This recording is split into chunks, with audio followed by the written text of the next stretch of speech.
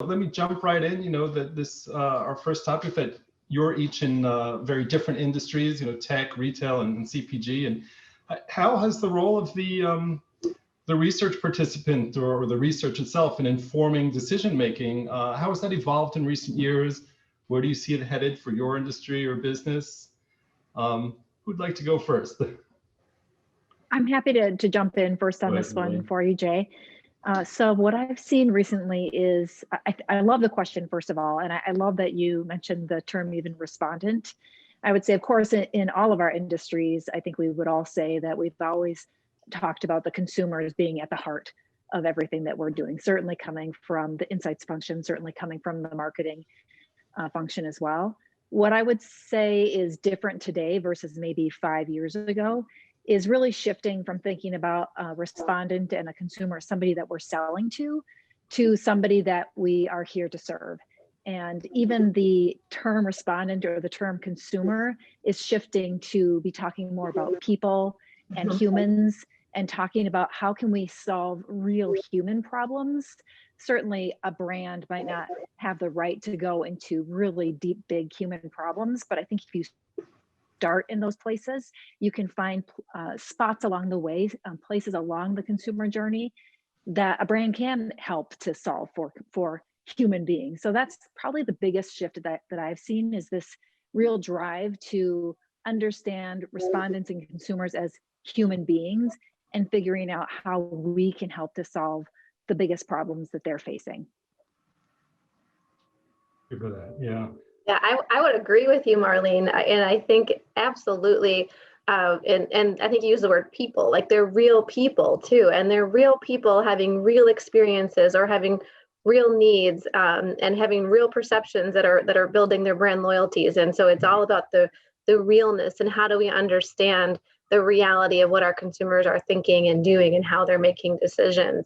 But I think I would also, while I agree 100% there, I think part of my answer, I'm going to tangent in a little bit different direction too, is that you asked about the respondent and how the respondent's different.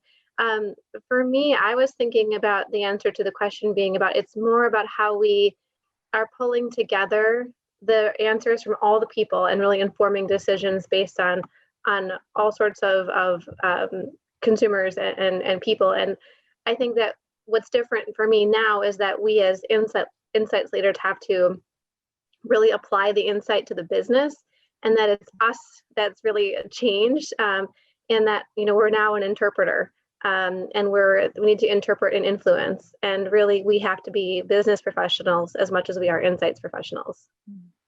Thank you. What do you think, Humayun? Yeah, I'm listening, and I agree. Moving and shifting consumers to just kind of the place that we get a quick touch base of what they think, and then that's it. And we don't have that, treating them as kind of humans and individuals with needs is really important. I look back on it in my career, and some of the biggest lessons that we've learned from the way that we use respondents. In 2004, company that I used to work for, Nokia, interviewed about 15,000 people and asked them about a device that looked like this. It had no buttons. It had nothing on the screen. It was just a blank screen. And they said, how about this? Overwhelmingly rejected by about 85% of respondents, right? And it put back their product life cycle by about a few years, saying consumers are not ready for touchscreen, right? And then in 2007 and 2006, actually, Android in 2007 with Apple, they completely changed the face of mobile by doing this. So it's really trying to understand for us in technology, in that there are limitations to consumer response and what consumers feel that they want or are ready for, versus what we as an executive function should think about. And going back to what Elizabeth said around being business people as well as market researchers is really, really important. And so for me, the role of the respondent right now is about being partners with us in that journey to getting to better products. So speaking with respondents as experts and finding those correct and right respondents that can help us in that product life cycle, and having that closer relationship with between our stakeholders, our engineers and our product marketing people and the respondents in getting to the user needs and developing products that consumers don't know they need. And then, trying to, fix those things and make that path clear for them. So that's where I kind of feel that that closeness with the respondents is where I am really passionate about right now. I love that. Oh, sure. Go ahead, Lisa. I just want to jump in really quickly and ask a quick follow-up. Touching on all the points that you three have made. So the idea of servicing humans and solving human problems. Elizabeth, your point about that business partner way of working has shifted as well. And then Humayun, what you just talked about in terms of, customers or consumers maybe not being ready. How, in order to tackle all those things and to realize that shift and leverage that, how do you see approaches and the way insights professionals have had to work change in order to do those things? I'm curious what you think about that. I think that's a great question, Lisa. One of the things that I've noticed a bigger need for is, rather than having what we might have done 5-10 years ago, a long research program that goes from A to Z to give you the answer, and then going immediately to a scaled up solution, we're seeing more and more using the idea of learning loops. So learn, go talk to consumers, understand, don't use consumers / respondents, human beings, as the source of the answer, but using more as a partnering more, to use the phrase that you said, Humayun, partnering more and using that for truly for insight, and then trying something, experimenting, learning, and then going to the next thing. So this idea of learn, experiment, and learning as you scale, rather than going and getting the answer and scaling. That's one of the biggest shifts I think that needs to be made. And again, to connect it to what Elizabeth said around business partnership, is extremely critical, because you have to be able to do that in partnership rather than in sort of the old model of ask and answer.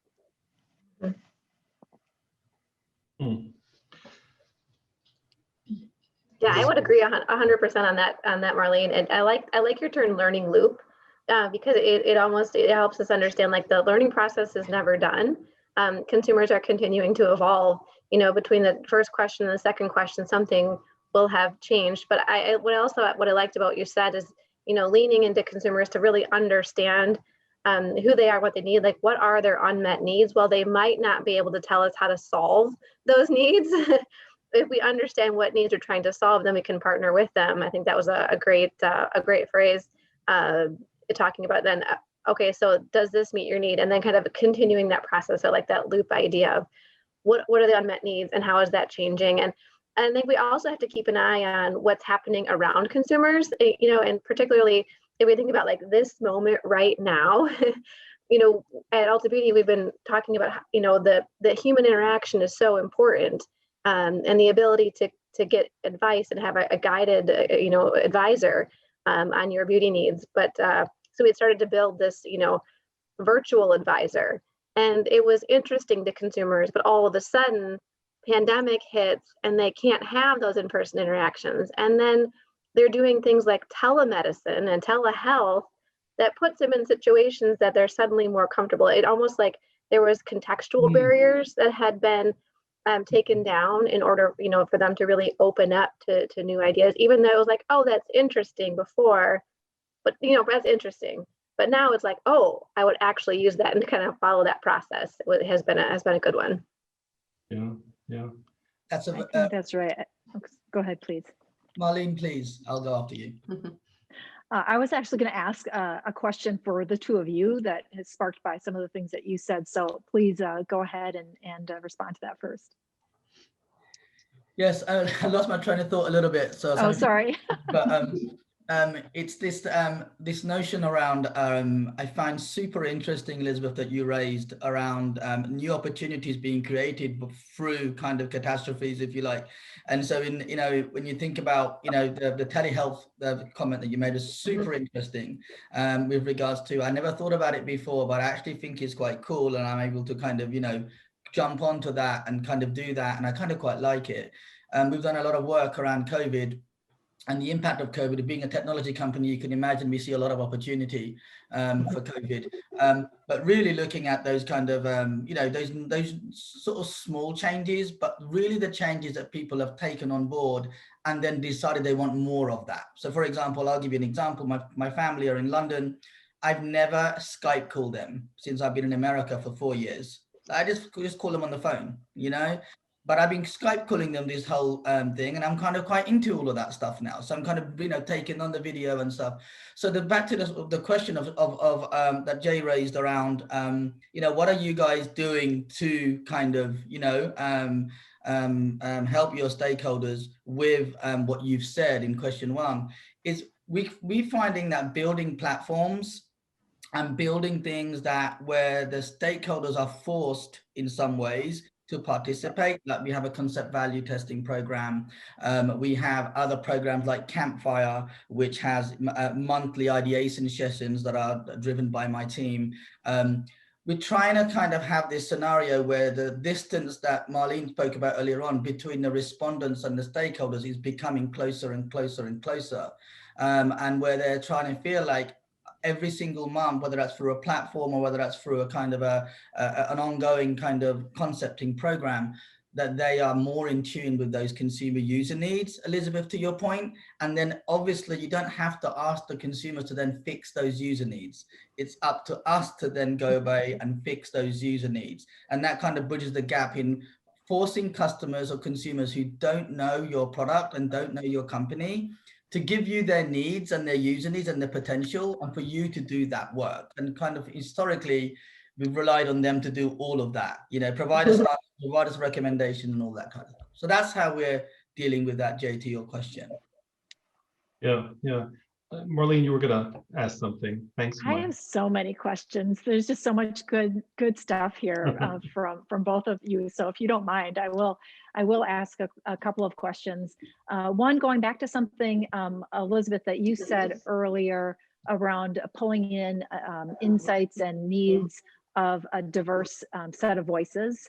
Mm-hmm. What I think I'm seeing is a lot less discussion or even value sought out of this idea of general population, and a much stronger desire to be able to go deep and truly understand the unique needs of different diverse populations, and making sure those voices are heard and taken into, not just taken into account, but that becomes the heart and the core of the insight process. So I'm curious to know, both at Microsoft and at Ulta, how are you all working in that environment and with those new needs or those new perspectives that business people are starting to really truly better understand?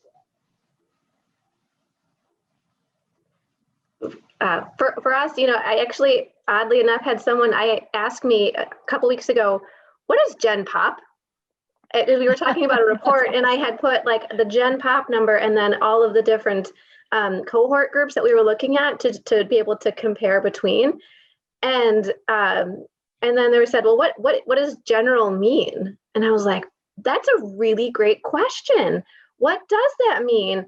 And so we kind of changed that term to total population as opposed to general, which is like a super minor nuance, and it still didn't answer the question. It doesn't answer your question, but I just thought it was so insightful that someone asked me, like, what is general? And you're like, that's right, you know, because if people are people, and we're looking at lots of different types of people, you know, while we have to aggregate to, in some cases, we also have to know the important nuances between consumer needs, whether it be cut by generational cohort, gender spectrum, you know, ethnicity cohort, but also then, you know, we've been having discussions about you know, some of the cohorts that we want to understand aren't necessarily mutually exclusive, right? So how do we understand people as people when You might check more than one box, or maybe this isn't an or, it's an and, or it's a spectrum, not a this or that. So I think we've been looking at how do we ask people differently, how do we, so that we can like kind of more accurately represent consumers, how do we ask the questions differently, but also how do we report out differently, and then how do we understand, and most importantly is understand people and kind of as they see themselves, not as how we see them. Yeah, really good point. I have a couple of things. So in Microsoft, to your point, Marlene, it's a really good question in that we have products that are used by everybody. You know, we have products like Outlook, for example, that governments around the world have put in as their critical list, that if that fell down, governments would come down because of the real sheer kind of volume of people that use it across companies. And we look at that and we think, yeah, we build for a lot of people, but we don't actually ideate around a lot of people. We actually ideate around small cohorts of people that we believe that are really important to us, but actually represent vast groups of people. Someone asked me the other day, why a target audience? Well, you know, it's like that thing around, I have a team of 11, and if you come to me and ask me something, it's pretty much sure that you're going to be able to reach my team. And so, you know, it's like getting into it like that, and then trying to provide those kind of answers. The Gen Pop question is also really interesting around, you know, what is the general population? Well, it depends where you are. If you want to do it by geography, the general population in LA looks very different to the general population in Kentucky. And so, you know, when you kind of think of it like that, we found that diverse thinking is profitable. We found that thinking around things that you wouldn't have done in the past is actually good for business. So a lot of the kind of research that we've done recently around diverse populations, around the Black populations, and I know around the Hispanic populations, we found significant interest in some of our product ideas, much higher amongst those groups. But if you go and do it for the Gen Pop, you'll see a very vanilla number where you think, now we're not going to be pursuing this. And I think that having our eyes open to a lot of this, and again, very sadly, because of more recent events, has made us kind of better at that whole business context of it. And it's about trying to provide our stakeholders and the people that we work with that this is good for business. This is not just good for tick box, we've done everything, General Mills, aren't we really diverse, or Microsoft, aren't we really diverse, but more around how diversity is good for business is where we're taking it in product marketing. That's great. You know, the points that mine and Elizabeth that you just made about that, you know, kind of who we're asking and what we're asking, and then I go back to Humayun, what you said about the Nokia and the touch screen makes me think of that maybe apocryphal story about years ago when they said to a focus group, they presented the Walkman, and they said, would you like a tape recorder that can play but it can't record? And they said, no, of course we wouldn't like that, you know. And you know, that story about, well, it's how you ask. They may have gotten a different answer if they said, would you like a device that enables you to take your music with you wherever you go? May have given a completely different answer. And it just makes me think if we might kind of jump around in our order. It makes me think of the last topic we were going to go to about, you know, what's changing in what insights partners like us can do. I'm wondering both that example of the touchscreen and how we talk to people, this issue of how we ask the questions to be, how we ask, who we ask, what context we're asking them in. Sounds like that can be so significant, and I'm wondering what your thoughts are on that. Basically, what companies like ours can do to be of greater value. And Jay, just one quick build on that, going back to the very beginning of the discussion around solving human problems and closing that gap between decision makers, leadership, business partners, and the customer. I think that's another layer of questioning, right, around what can companies, insight partners, agencies do to help you do that as well. For me, I can start on this one. You know, I need partners who are able to think of new ways of doing things. Like, the world has changed, and there has never been a more exciting or terrifying time to, to be in consumer insights. In the sense of, I never plan to do a full foundational everything we know learning plan in any 1 year. It's more like a 7-year plan, but I'm going to do that in 5 months this year of like, let's reevaluate everything we know. So I need partners who aren't stuck in the, well, this is how it's always been done, or these are the best practices. And, I had someone, recently say that they need to insert their own 17 questions in my survey, because that's how they're going to do their proprietary algorithm, and something that we would never present internally anyway. So, it's like, well, that's not gonna work. And it's one of the things that I actually really love about working with Ignite360 is that I feel like you are a partner who can help me learn from the past and also adapt to the new and the now. So, I think it's about, learning. We can't walk away because we know so much about how things have been done, and we do need trendability sometimes, but there's also, as the world changes, so must we. Yeah, thank you for that. And it looks like both Marlene and Humayun have something to say and are both being polite. So I'm waiting for Humayun to go. Please, you go ahead. Marlene, please go. I'll go last. I'm fine with that. Sure. I think of a few things to answer the question. Elizabeth, you touched on this a little bit, but the first is bringing a holistic perspective. So not only the point in time, pulling in information from disparate sources, but also over time and noting where you're seeing changes and shifts happening. I do believe that we are in a state of transformation right now in the business world in general, in society, frankly.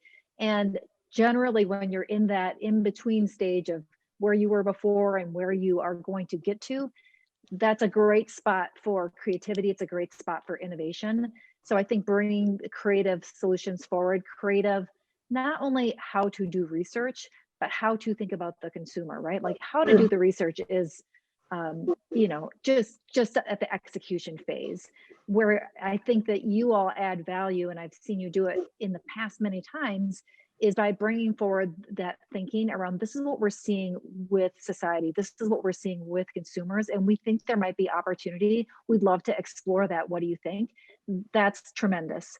And then finally, I would say, and this is where I'm really interested, Humayun, in hearing a little bit more from you, is really enabling that experimentation that we started to talk about earlier, to be able to create those learning loops, using prototypes as to use a phrase that we used at my former employer, as a language of learning. So prototypes as the language of learning, using that to help to put the possibilities into the hands of your consumers, the humans that you're serving, to be able to start to scale slowly.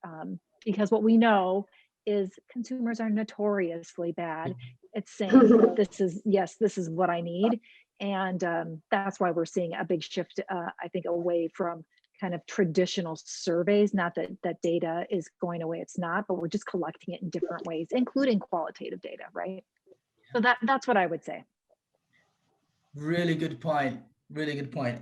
I think to add to your point about what consumers are bad at, consumers are notoriously polite. And so when we have, you take prototypes into a consumer scenario.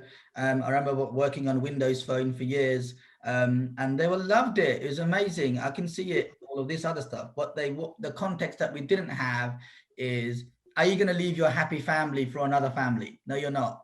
And so the reality is people already happy with their iPhones, already happy with their Android phones, and there wasn't enough reason for them to move elsewhere. We were asking them questions in the context of this now, what do you think? Rather than, is it enough for you to move elsewhere and do something else? So that was a really important thing around that journey around consumers. The other thing that I've been working on in my head, and I've been in research for like 15 years, it's like this whole notion that you just ask customers show them a group of statements, and they can tell you from those statements which product's going to rise. And so you kind of say, hey, I'm going to give you so I could ask any customer a question. For example, I'm going to provide you an app that's going to keep your son or daughter safe as they walk to school. There is not a single person in America that's going to say, no, I'm not interested in that. But they don't know what that product truth is, or if it's just a lie. And so, you know, in that regard, you know, the research then becomes extremely biased around the stimulus that the stakeholders provide. And that's where we are asking our partners, our research partners, to really think about that. So when we built the platform with Ignite on our concept value testing, we brought an outside ad agency in to do the storyboarding. So we paid hundreds of thousands of dollars to say, we want to do step-by-step storyboarding to explain to respondents exactly what this product is for, how you're going to use it, where you're going to use it, how it might be of benefit to you, and those kind of things, because all of us in this room need more stimulus to be able to give a good response. And we're all willing to go to smaller groups, more niche groups, and go to kind of a scenario. We don't have to do general population, huge sums. So we do qual and quant, but the most important thing for us is that stimulus, is that way of being able to have them partner with us, understand what the product is, what the product truth is, and then give us a considered response about that. Because we found in the past, too many of our products have been successful in research and abject failures in real life, which in an engineering company is billions of dollars. Mm-hmm.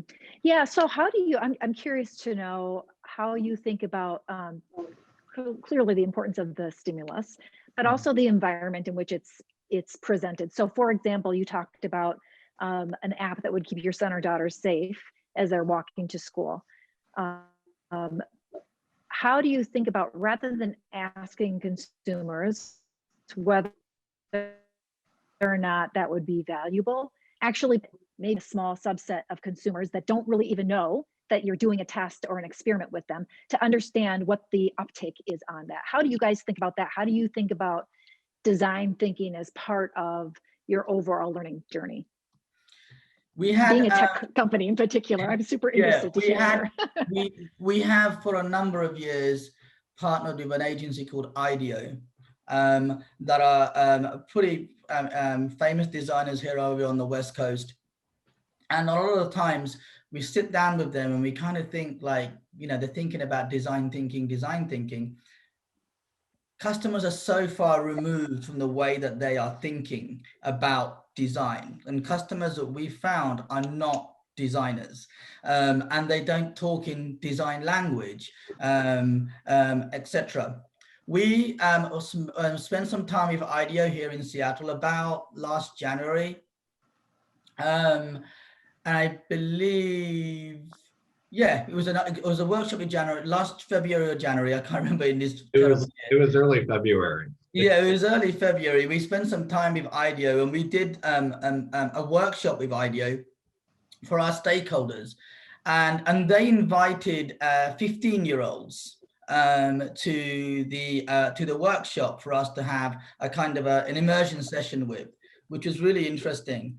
And one of the subjects was security, digital security, and that and going to your point, Marlene, around not saying, hey, what about this, as in, what about this, as in, is this app going to be great for you? Because that's just too blatant and too blunt and too much of a yes, no answer, right? We had desire to please, yeah. We had conversations about online digital security in itself, and really what you're prepared to give up or lose. So for example, you can have maximum security, but you get to lose X, Y, and Z. So for example, people can't see your face, or your friends can't see where you're at. Those kind of things you'd lose for maximum security. So for example, take Instagram. For higher security, people can't see your face. People can't see what location you're at. People can't see children's faces. And the respondents came back and said, I absolutely don't want security like that. I absolutely am happy to give up 70 or 80% of digital security if the app is able to give me joy and pleasure and social kudos and all those other things. So it's this kind of trying to map, to your point, Marlene, research around understanding that there are triggers for them that will make them say yes to something, but they are not providing a considered response because you're forcing them into a yes/no journey because you just provided them with a sentence that means that they've got to keep their kids safe. So we're trying to work out, you know, how do we have those immersive sessions and how do we have questionnaires and discussion guides that really looks at the whole person and around how that whole person feels. Because digital security, for example, we've been trying to monetize for a long time.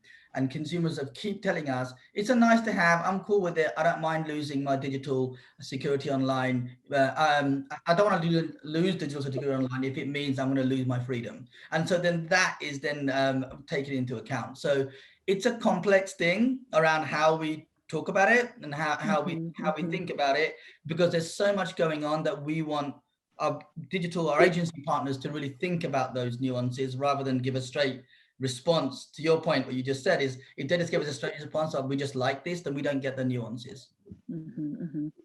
Yeah, it's interesting, and you're talking about two really big human needs, security and freedom, and that how they can be in conflict, and then that is where there's opportunity and insight often, right? So yeah. That's fascinating. I'll stop asking questions, Jay. No, please do. It's really lovely to talk to you all.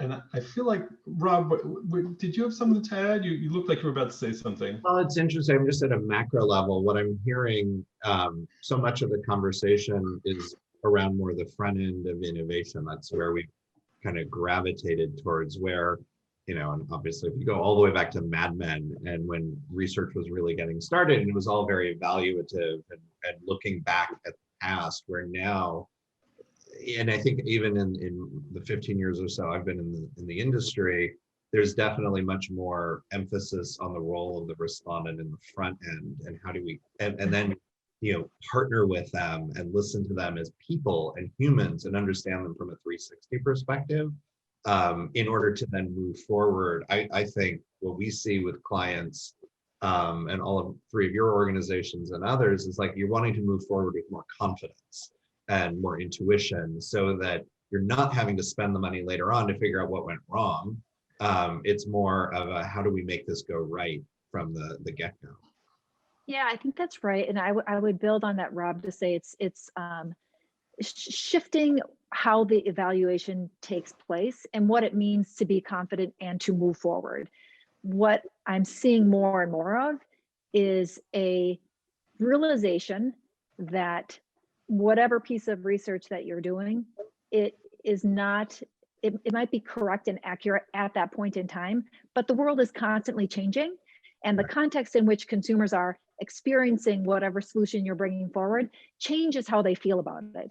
And with the world changing as rapidly as we can, that means how they feel about things is going to also potentially change. So the idea of having confidence to move forward starts to shift into, what do we believe is going to be the best next step for us to take? And how do we create a scale small enough to be able to balance the investment and the learning, and then to be able to, again, get that insight from actually launching it in the real world, in a real environment, with having the minimum investment, knowing that it's probably not going to be right, but setting it up in a way that allows us to maximize the learning and then be able to pivot and then keep going, which is a really tricky thing to do when you're a business whose model is at scale, right? Which all of our businesses are. We all have scale models, scale business models. So it's a tricky thing to do. And I think that's where companies like Ignite360 can help a lot with figuring out, how do we set up those experiments and those learning loops, so that, yes, absolutely, we're doing a much better job today than 5-10 years ago of really getting the deep learning and insight in the upfront. But then how do we look at the back end? And it's not about eliminating the evaluation, it's just shifting how we think about that, if that makes sense. Yeah. I don't know, Humayun, Elizabeth, would you build on that or disagree with anything? Or perhaps bring a different perspective? I agree, and I think there is something to what you're saying. In the way I was thinking about it was very similar, but I would say, you know, like we could say that there's a million possibilities out there, and we need to do some iterations to go from 1 million to like 300,000, you know, like funnel some down. Okay, so now we're at least pointed in the right direction. And if we don't want to run all the way, you know, and say, okay, is it this one or this one?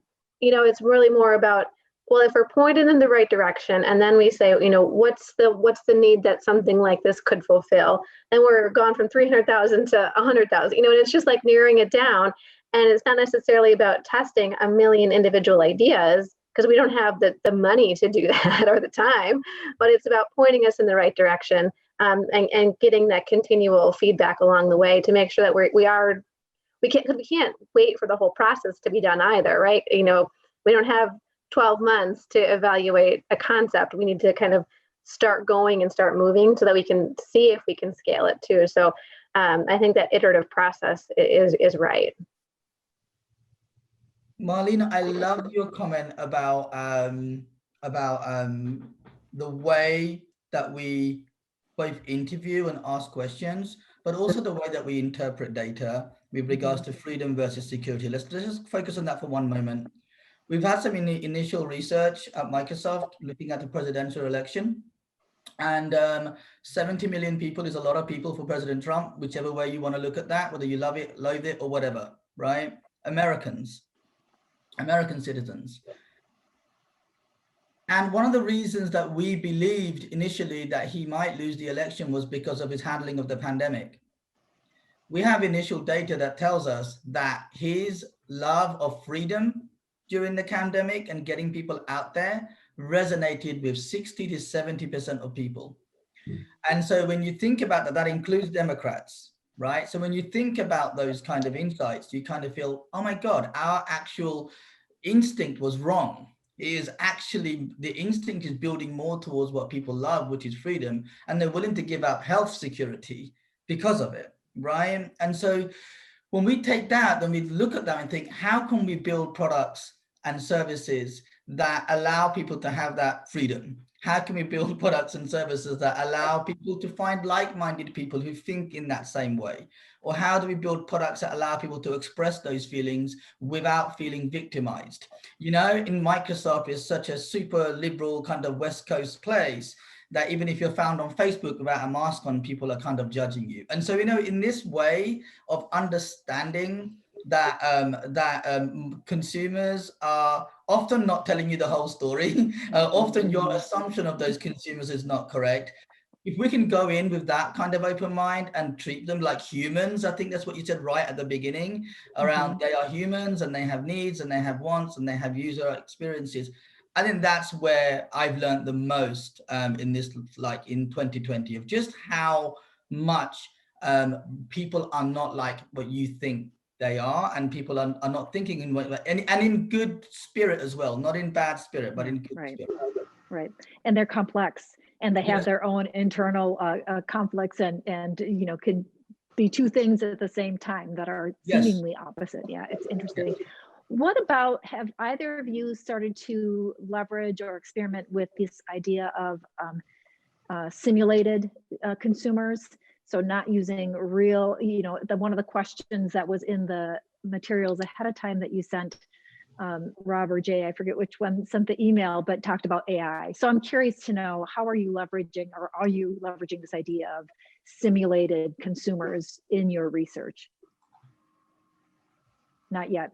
Yeah, so it's still futuristic.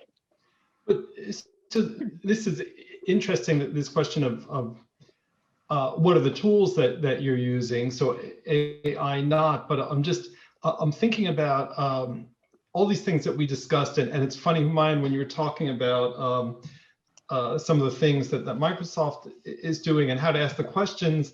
I've been conducting some of those interviews for Microsoft, and my first reaction when you said about consumers are notoriously polite, my first internal reaction was like, I don't know, not polite with me, but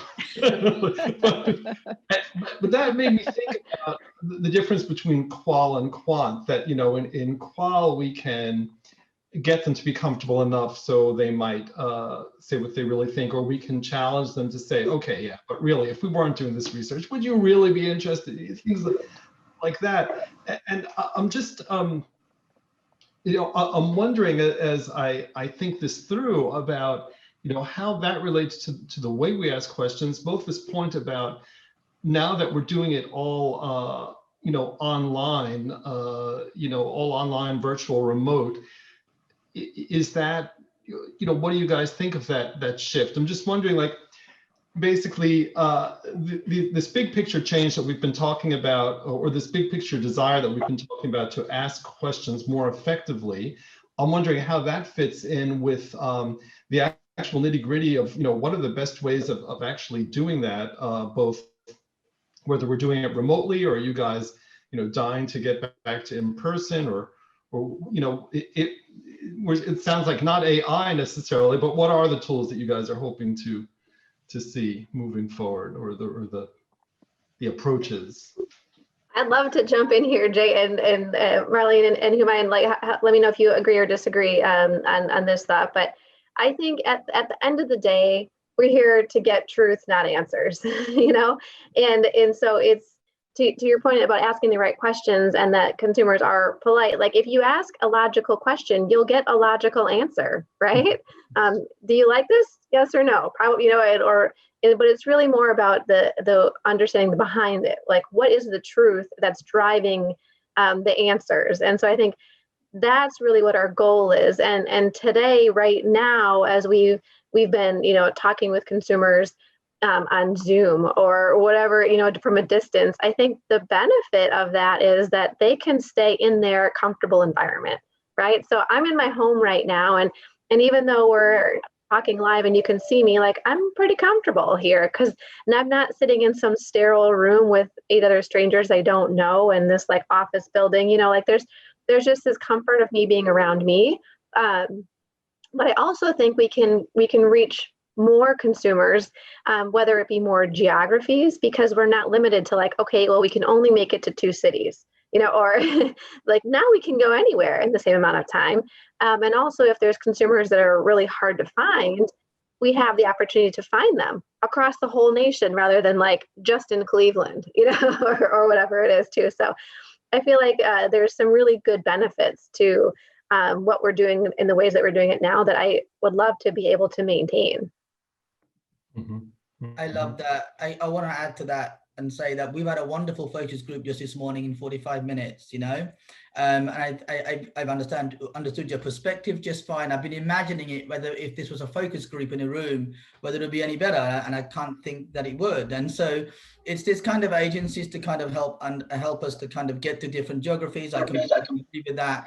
Get to different groups, get to different diverse groups that are normally looked out from research, and that kind of stuff. I mean, over the years, I have to be honest with you, I've been to lots and lots of focus groups, more than I can care to remember, and minority groups aren't represented in there as much. Moderators aren't from minority groups as much. And those kind of things we can overcome by making this kind of, if they have a Wi-Fi network and a computer, then they're accessible to us, and they're kind of are there, and they can participate, and not just from our perspective, but they can also participate in that process of product marketing, in that process of getting involved with big companies and helping big companies to get better. So Elizabeth, I totally agree. I know there's an element of kind of in-person qual that's really important, especially around concepting and being able to show proper live concepts and that. I agree with that. But the majority, a lot of the research can be done online. And I would love agencies to kind of really think about how to make that more personal, make that easier, and allow us to get to those, really difficult to reach groups.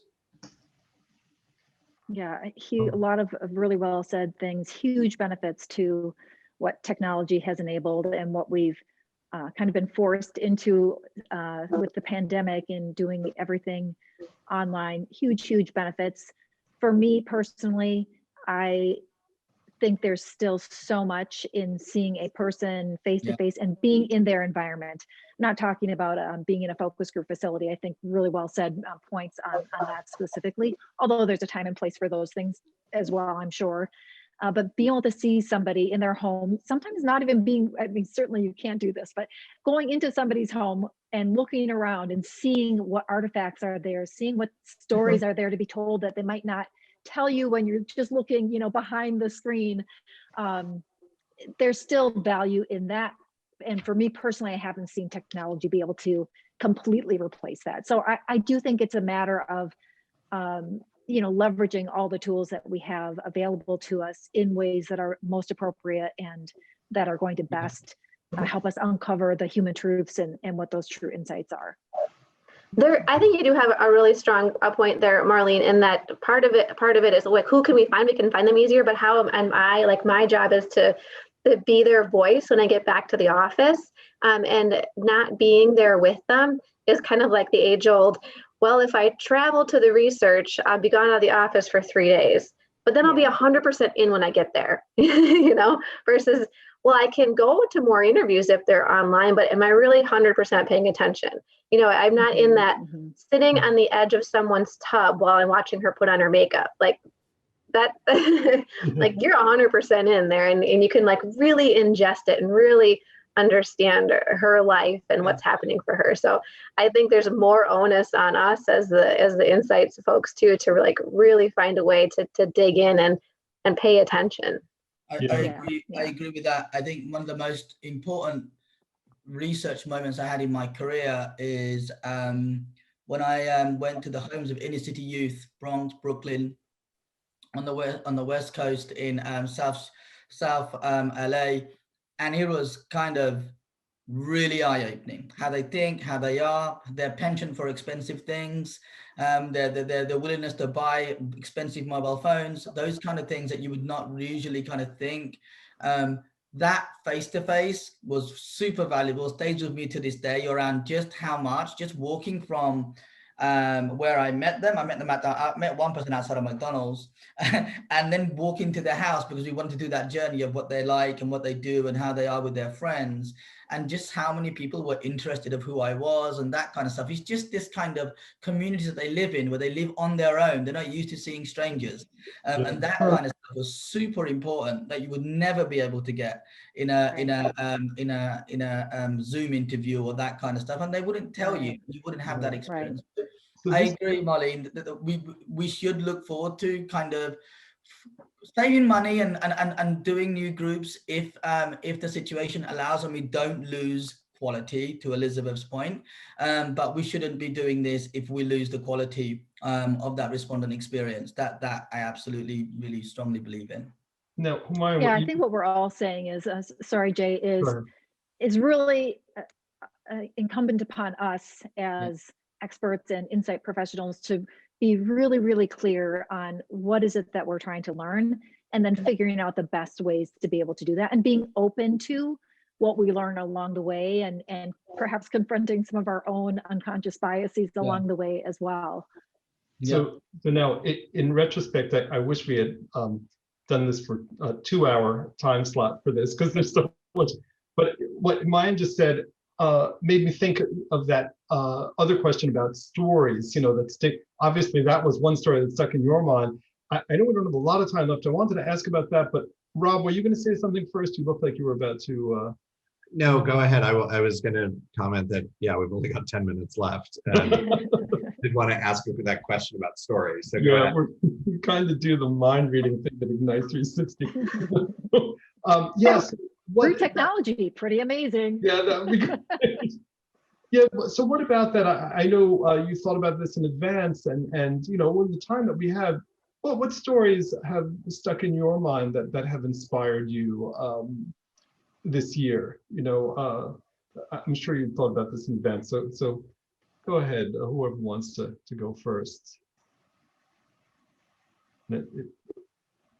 Well, I'll jump in then, and I'll say thanks for sending the questions ahead of time. So I did give this a little bit of thought, and given all the time that I have sitting at home, I spent more time listening to podcasts, and one of my favorites is the TED Radio Hour. And I was really inspired. This is not a consumer story, by the way. This is just, hey, what inspired you? What stories? I was very inspired by an interview Guy Raz did with Dave Isay, who is the founder of StoryCorps. And the title of this podcast is The Act of Listening. And what inspired me about it was when people are willing to enter into a conversation with openness and curiosity, and being willing to be vulnerable and put their own beliefs and predisposed solutions, answers kind of aside for that time, there's so much learning and insight that can be discovered, and so much connection that comes out of that. So I highly recommend that you listen to this podcast, talking about listening as an act of generosity, listening as a source of discovery, and I would say listening as an act of revolution as well. So how do you have a conversation and truly listen to somebody that has a perspective that's in complete conflict with your own? Is just really, really inspiring to me. Thank you. Can I just add to that on that? I love conflict groups. I've always wondered about that. We should do way more conflict groups in research, and not conflict in a bad way, but conflict in a polite way. You know, this summer I was going to give a story. I'm really kind of inspired by US schools providing meals for kids who are unable to eat during the day and that kind of stuff. But let me just add a little bit on the conflicts thing. In that, I took a holiday this year, a road trip to Oregon. And when I was taking a road trip to Oregon, Oregon's the next state from us here. It's the whitest state in America. I don't know if you knew that, but Oregon is the whitest state in America. Oregon also had, not that long ago, people of color were not allowed to buy homes in Oregon. And so it's this kind of the place of thinking, wow, why would you go there? Like, you know, as a brown person from London and this and that. The people I met in Oregon are some of the friendliest, nicest people I've ever met in America. Same goes for Texas, same goes for the southern states that I've been to. And, you know, being kind of a person of color from another country who's really curious and a researcher, I found it, to your point, Marlene, around being able to be inspired by having conversations that you at first might think, I don't want to have a conversation with that person, then they're going to disagree with me. And then finding how quickly that 95% of the things that you love, they love. And 95% of the things that you do, they do. And then we went to a place called Cater Lake, and there's a whole lot of truckers there, and they were the friendliest people with my kids. Wow. And so it's this trying to kind of eliminate our initial bias is probably what Marlene is trying to say to us and explain to us. And how I've taken it is like that, if we can do that as researchers, we are so much for the better. And this year has proved that a lot to me. There are good people, and I don't want to say on both sides, but I want to say that there are good people across everything that are very, very similar. And for us to find ways of being able to tap into those conflicting views and use it to our advantage. I really feel inspired by what you said, Marlene. I really agree with it. Well, thank you. And I'll just build on that a little bit. I had the good fortune of leading a global group for a long time, and did a lot of traveling, and family members say, aren't you, often by myself, mostly by myself traveling, aren't you afraid going to these places that you don't know, you don't speak the language, by yourself? And in my experience, no, I wasn't afraid. Of course, there's always a level of like a little out of your comfort zone, but fear, no. And the reason why is because what I found is that there are more good people around the world than anything else. And mostly, you hit on this point brilliantly, Humayun, that people want the same things. The basic human needs are the same. Yeah, I'm going to make a not shameless plug, but we just put out a video. So our Navigating to a New Normal series, talking to 16 Americans, all ethnicities, ages, income levels. And we asked them, this is back in late October, we asked them about how do we regain unity as a country? Like, how do we come together again? And what was really striking to us was regardless of which side people were on, whether they were Republican or Democrat, progressive or far right, they all talked about the same things. The same themes kept coming up around, it's about the way you talk to me and the way you listen to me and the words that you're saying and how you make me feel. So yeah, I think there's so much more that connects us than doesn't. So I'm totally going to listen to that podcast. And I'm going to actually, while you guys finish up, I've got to jump because Lisa and I are presenting at the University of Wisconsin in 2 minutes, and I need to get the presentation set up. But thank you guys so much. Good luck. You'll be fabulous. Yeah. Sorry about that. And I know we do want to, Elizabeth, I know we haven't, I haven't asked you yet about the story. So, but we are recording, so we'll make sure that Rob gets to hear it also. And I know Lisa may have to jump off in a moment, but yeah, sorry, Elizabeth, please. What story have you have inspired you? I think so. I've been listening to Brene Brown's book, Dare to Lead, and it's been, I think really thoughtful, thought-provoking for me, and the leader who I want to be, and who I am, and who I want to be, and how do I go from here to where I want to be. And she talks a lot about vulnerability. And being vulnerable, and internally in our organization, our president had kind of taken a moment where he was very vulnerable and said, "Gosh, I have learned about myself this year, and I want to do things differently in the future. I need to learn. I need to be better," and share that perspective with the whole organization. And the response from me was, wow, I respect that so much. And I can, I can start to connect with how he is feeling. He has had very different experiences than I have. But I think that was a point of connection, just being vulnerable and listen, allowing yourself to be that way, even as the leader. And so that was really meaningful to me. And I was making the connection between Brene Brown's book and then what was really happening for me. And the organizational response was very similar to my own, of like all of a sudden, yes, now we understand, and like, let's listen together and let's talk together. And that we can learn together too. So